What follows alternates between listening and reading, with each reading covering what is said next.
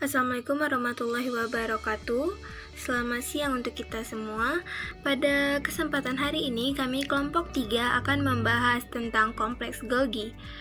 Adapun pemateri pada hari ini ialah Dewanto, Mutiara Meza Dinda, dan Paskah Kristina.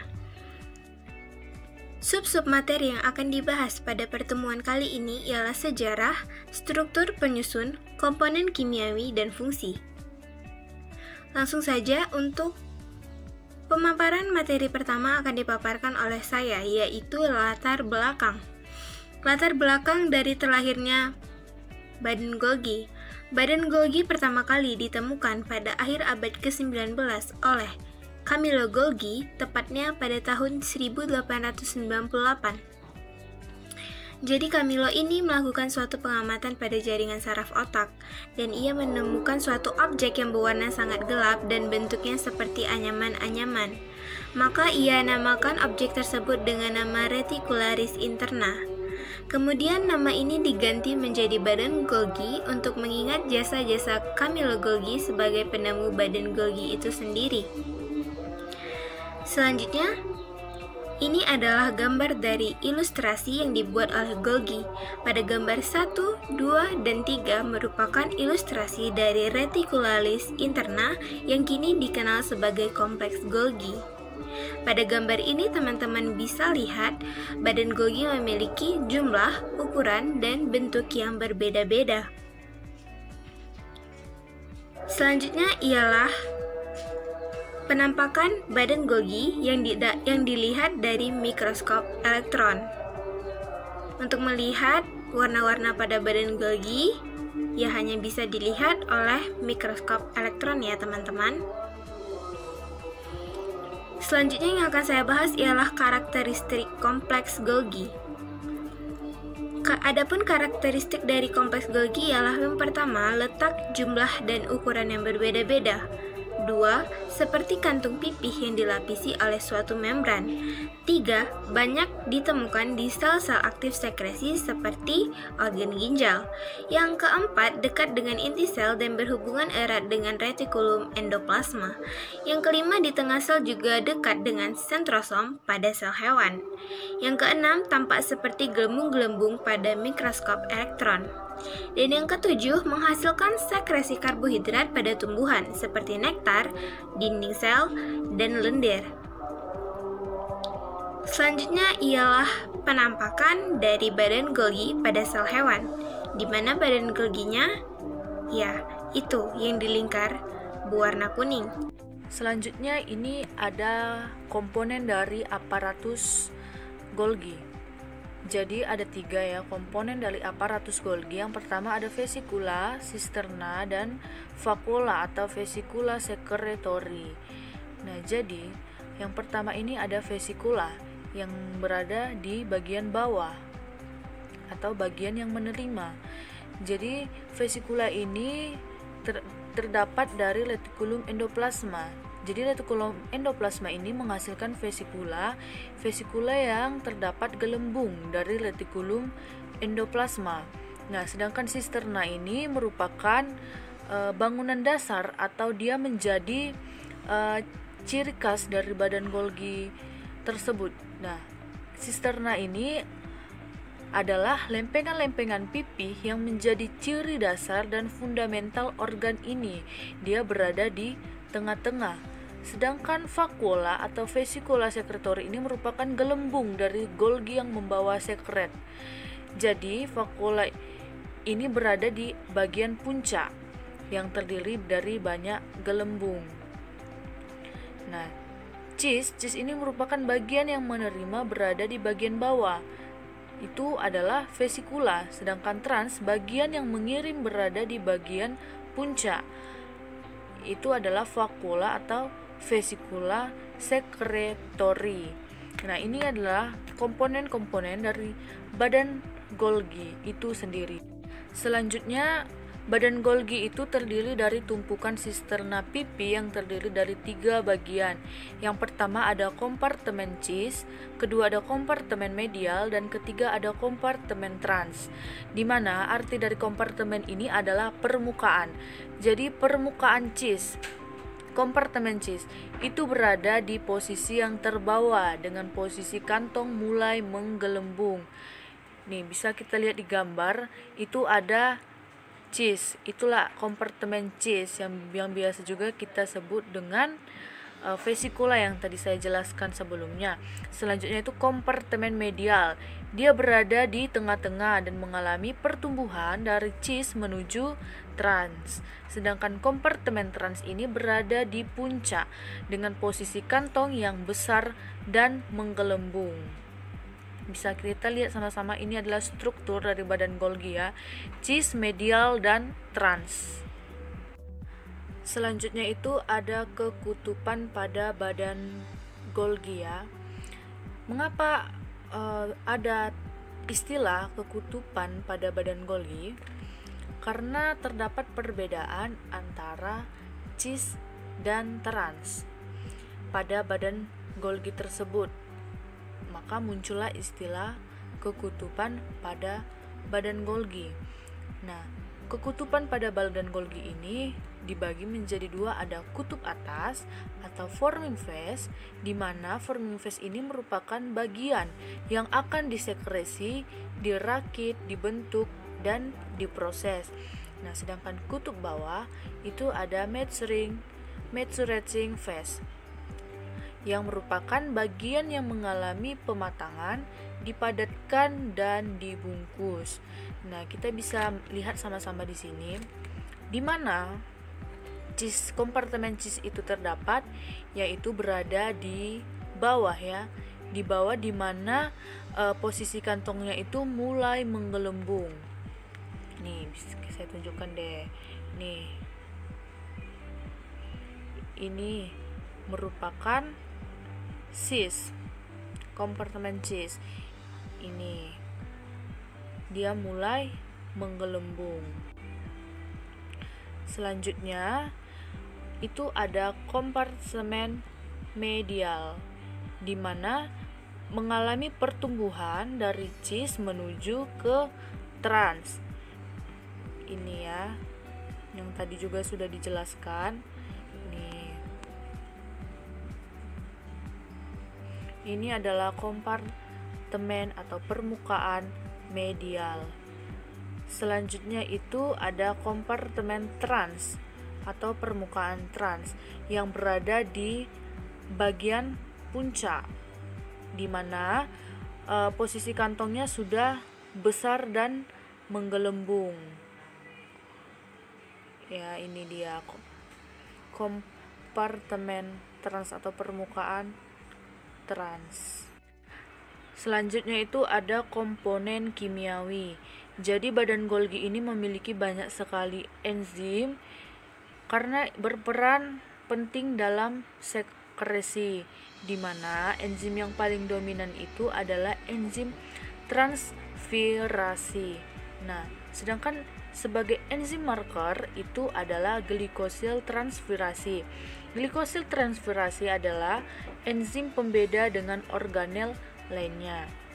Badan Golgi ini memiliki enzim-enzim yang dapat digolongkan. Pertama itu ada glikosil transferase, kedua sulfo dan gliosil transferase, ketiga oksidoreduktase, keempat fosfatase, 5 kenase, 6 mamnosidase, 7 transferase, 8 fosfolifase. Nah, jadi para ahli ini mencoba menemukan enzim tanda pada badan Golgi dengan cara melihat aktivitas enzim-enzim pada organel, dan para ahli membandingkannya. Ternyata pada hasil penelitian, enzim glikosil transferase lah yang merupakan enzim tanda pada badan Golgi tersebut. Nah, enzim inilah, enzim glikosil transferase lah yang merupakan katalisator transfer glukosa dan carrier UDP ke protein yang sesuai. Para peneliti menemukan bahwa setengah dari seluruh aktivitas glikosil transferase ini pada sel badan Golgi. Adanya enzim tanda pada badan Golgi ini dipakai untuk membedakan badan Golgi dari organel-organel lainnya. Selanjutnya itu adalah kompleks Golgi sebagai organel peralihan. Nah, jadi badan Golgi selain memiliki enzim tanda, badan Golgi juga memiliki perbedaan pada komposisi di lipidnya ya. Komposisi lemak pada badan Golgi ini memiliki sifat yang intermediat, di mana bisa kita simpulkan badan Golgi ini merupakan organel transisi di antara organel lainnya, yaitu retikulum endoplasma dan membran plasma. Nah, kandungan lipid pada badan Golgi ini berbeda dengan membran lainnya, yaitu berbeda dengan retikulum endoplasma dan membran plasma. Badan Golgi ini terdapat di antara retikulum endoplasma dan membran plasma, terutama di kadar sphingomyelin dan fosfatidilkolin. Nah, badan Golgi itu terdapat di antara nilainya itu, komposisinya. Lalu bagaimana kompleks Golgi itu dibentuk? Nah, jadi terdapat pendapat-pendapat dari beberapa ahli, dan pendapat yang pertama ini ada vesikula yang terlepas dari membran inti. Jadi katanya badan Golgi ini dibentuk dari vesikula yang terlepas dari membran inti. Nah, pendapat yang kedua bahwa badan Golgi ini dibentuk dari vesikula yang dikirim dari retikulum endoplasma. Sedangkan pendapat yang ketiga, badan Golgi itu dibentuk dari vesikula tonjolan dalam membran plasma. Pendapat yang keempat, badan Golgi itu dibentuk dari pembelahan badan Golgi itu sendiri. Nah, dari teori yang berkembang ini hanya satu yang diterima secara luas, yaitu vesikula yang dikirim dari retikulum endoplasma. Nah, jadi badan Golgi ini dapat dibentuk dari retikulum endoplasma yang menghasilkan dan melepaskan vesikula. Selanjutnya menuju ke badan Golgi serta dia melebur jadi membran sisterna. Selanjutnya dia memiliki pertambahan ukuran akibat adanya peleburan vesikula. Lalu tumbuhlah organel. Nah, vesikula dari retikulum endoplasma ini disebut vesikula transisi. Selanjutnya terdapat gambar alur pembentukan badan Golgi. Nah, jadi pembentukan badan Golgi ini dari retikulum endoplasma menghasilkan vesikula-vesikula. Nah, vesikula dari retikulum endoplasma ini melebur ke sisterna. Lalu sisterna terjadi pertambahan ukuran. Nah, selanjutnya tahapan pertumbuhan badan Golgi. Nah, lalu pembentukan vesikula sekresi pada permukaan trans atau permukaan puncak. Nah, selanjutnya terjadi pembelahan badan Golgi. Nah, jadi terdapat pembelahan badan Golgi pada sisternanya. Mungkin itu saja yang dapat saya sampaikan. Terlebih terkurang saya mohon maaf. Selanjutnya, kita akan membahas mengenai fungsi dari badan Golgi itu sendiri. Menurut Uri et al. Tahun 2017, ada 4 fungsi badan Golgi. Yang pertama, sintesis. Kedua, modifikasi. Yang ketiga, penyortiran. Dan yang keempat, sekresi. Nah, apa yang disintesis, dimodifikasi, disortir, dan disekresi oleh badan Golgi itu sendiri? Untuk memahaminya, harap memperhatikan lebih lanjut pembahasan yang akan saya lakukan. Nah, yang pertama, badan Golgi itu berperan dalam reparasi membran sel. Nah, reparasi dapat diartikan sebagai perbaikan. Nah, jadi reparasi membran sel adalah suatu proses di mana untuk menjaga, merawat, hingga mengatur sifat semi-permeabilitas pada membran sel itu sendiri. Proses reparasi pada membran sel tidak hanya terjadi ketika membran sel itu rusak. Proses ini terjadi secara kontinu. Tujuannya adalah untuk mencegah agar membran sel tidak rusak dan tidak dapat dimasuki oleh zat-zat asing yang dapat merusak organel-organel sel. Nah, bagaimana ketika membran sel itu rusak? Mekanismenya, badan Golgi akan mengirimkan kumpulan vesikula-vesikula secara kontinu. Kemudian vesikula-vesikula tersebut ketika sampai di membran sel akan melebur. Kemudian proses peleburannya itu secara eksositosis.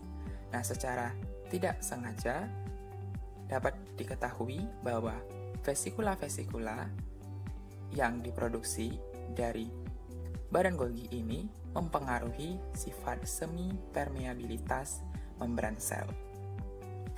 Selanjutnya, badan Golgi itu berperan dalam proses pengemasan dan persiapan bahan sekresi.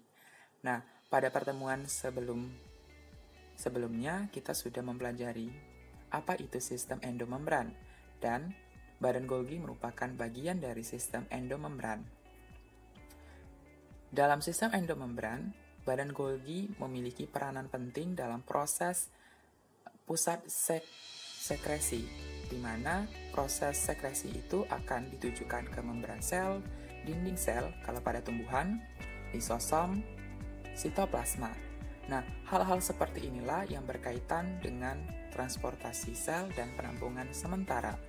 Nah, jika kita melihat secara struktural, badan Golgi itu dekat dengan retikulum endoplasma, di mana retikulum endoplasma menjadi pusat dari biosintesis protein dan lipid. Nah, jadi protein dan lipid yang dihasilkan dari retikulum endoplasma akan dikemas dan dipersiapkan lebih lanjut untuk akan dikemanakan produk-produk tersebut. Nah, itulah mengapa ada istilah bahwa badan Golgi itu dapat diibaratkan sebagai kantor pos. Nah, ada dua tipe jalur sekresi. Yang pertama itu konstitutif dan kedua regulasi. Nah, jadi perlu diketahui, untuk jalur ini ada perbedaannya.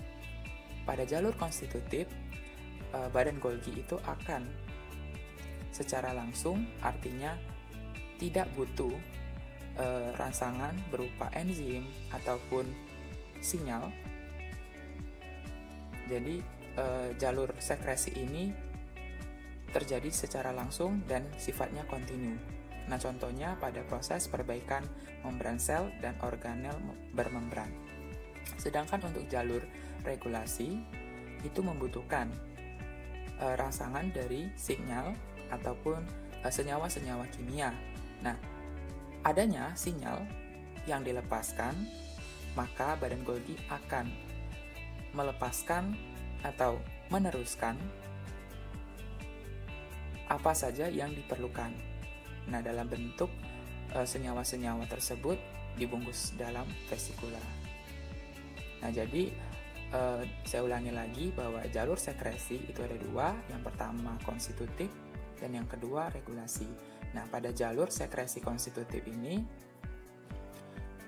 dia bersifat kontinu, ya, tidak perlu adanya sinyal ataupun rangsangan tertentu, dia bekerja secara otomatis. Sedangkan untuk jalur regulasi, dia membutuhkan sinyal ataupun senyawa kimia sebagai penanda bahwa dibutuhkan sebuah produk. Badan Golgi berperan dalam proses glikosilasi. Nah, glikosilasi merupakan proses penambahan gugus gula glikosil, di mana sebenarnya glikosilasi ini sudah terjadi di bagian retikulum endoplasma. Nah, glikosilasi yang dilanjutkan di badan Golgi ini sebenarnya untuk tahap penyempurnaan. Nah, mengapa perlu adanya glikosilasi ini? Adanya proses glikosilasi ini adalah untuk menyeimbangkan senyawa-senyawa dalam bentuk rantai polisakarida. Nah, contohnya glikosilasi ini dapat terjadi hanya di badan Golgi saja ataupun dari retikulum endoplasma kemudian dilanjutkan ke badan Golgi. Nah, yang untuk terjadi di retikulum endoplasma kemudian dilanjutkan ke badan Golgi, misalnya glikosilasi tiroglobulin. Sedangkan yang hanya terjadi di badan Golgi saja itu misalkan sintesis pektin dan hemiselulosa. Nah, teman-teman bisa melihat di bagian di sini, ini adalah gambar perumpamaan dari badan Golgi. Jadi glikosilasi ini dimulai dari retikulum endoplasma ataupun bisa dimulai dari badan Golgi. Nah, jadi setiap bagian dari badan Golgi itu memiliki peranan penting dalam glikosilasi. Nah, struktur dari badan Golgi itu ada bagian cis, medial, dan trans. Nah, ada lagi tambahannya yang disebut TGN atau Trans Golgi Network. Jadi ada TGN cis dan TGN trans. Nah, jadi masing-masing ini memiliki peranannya. Misalkan pada TGN cis itu dalam fosforilasi oligosakarida. Kemudian di cis sisterna itu untuk menghapus ya manosa. Kemudian di bagian medial sisterna itu untuk menghapus manosa juga, dan penambahan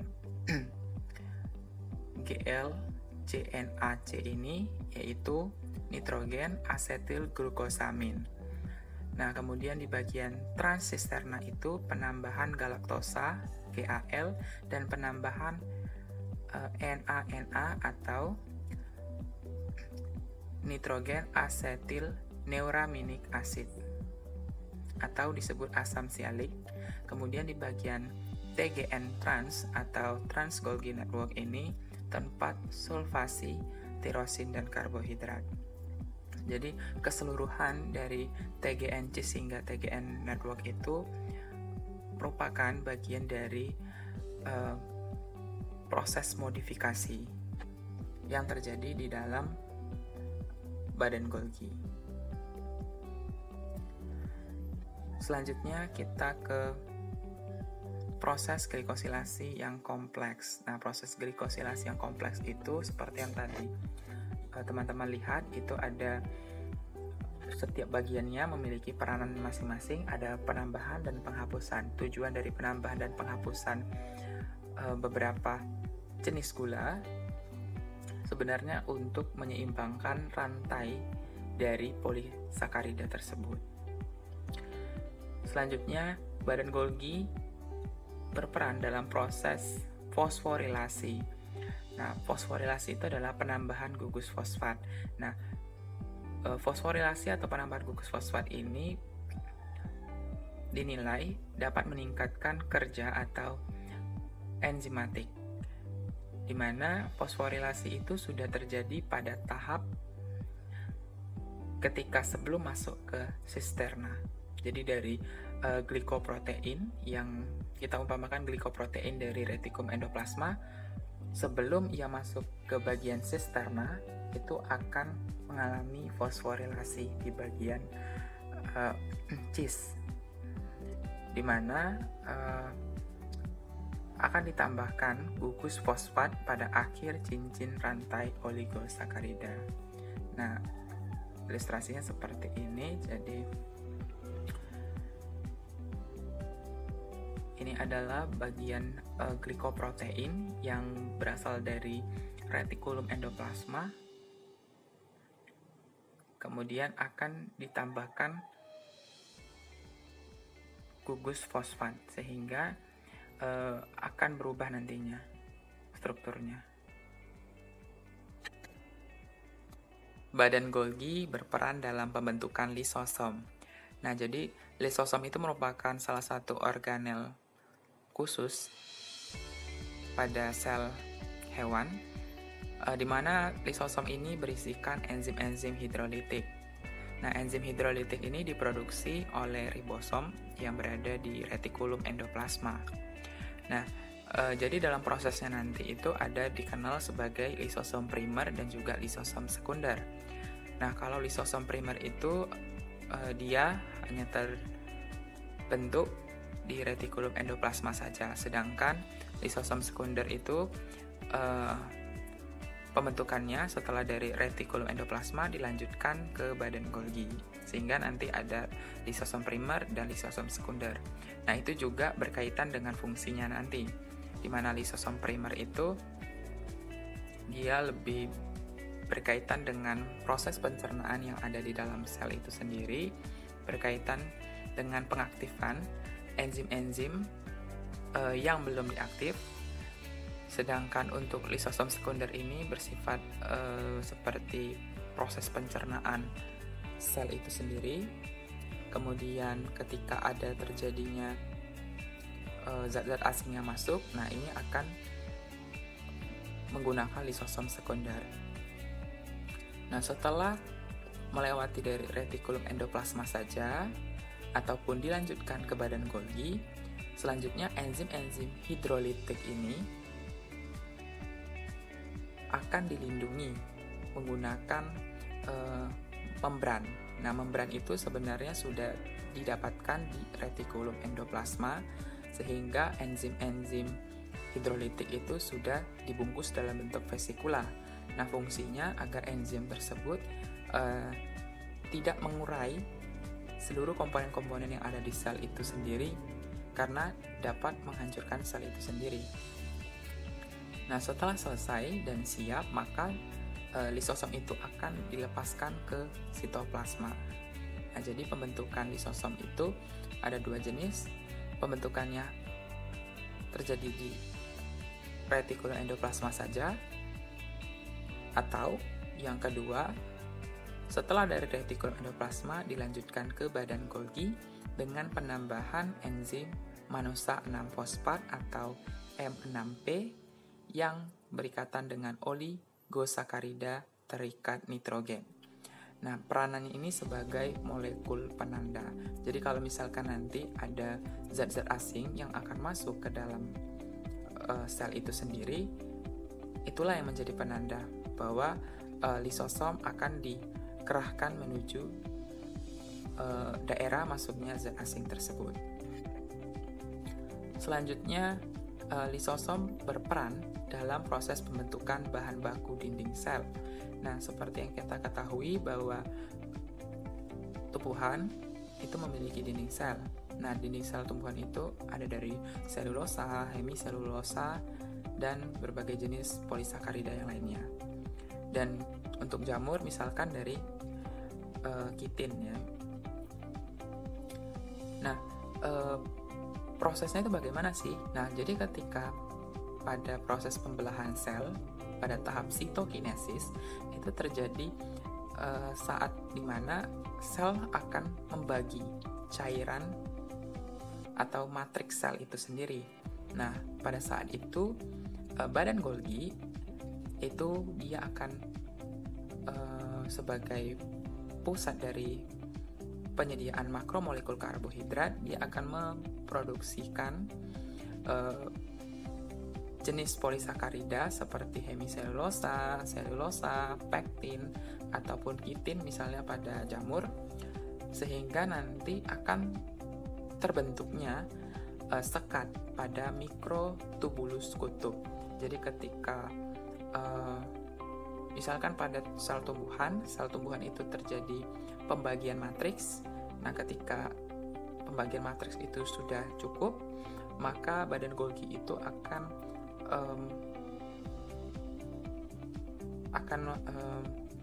memberikan ya atau melepaskan senyawa-senyawa makromolekul karbohidrat seperti hemiselulosa untuk melekat pada bagian mikrotubulus kutub, sehingga nantinya bagian itu akan terlapisi oleh makromolekul tersebut sehingga akhirnya nanti tertutup. Yang terakhir adalah pembentukan akrosom. Jadi badan Golgi itu berperan dalam pembentukan akrosom. Jadi akrosom itu merupakan tudung pada sel sperma, di mana dia merupakan komponen fusi dari vesikula badan Golgi. Nah, jadi dia itu berisikan enzim-enzim hidrolitik, di mana fungsinya nanti itu untuk menembus membran ovum saat fertilisasi. Jadi karena adanya enzim hidrolitik yang ada pada akrosom ini, itulah yang akan membantu sel sperma itu dapat menembus sel telur.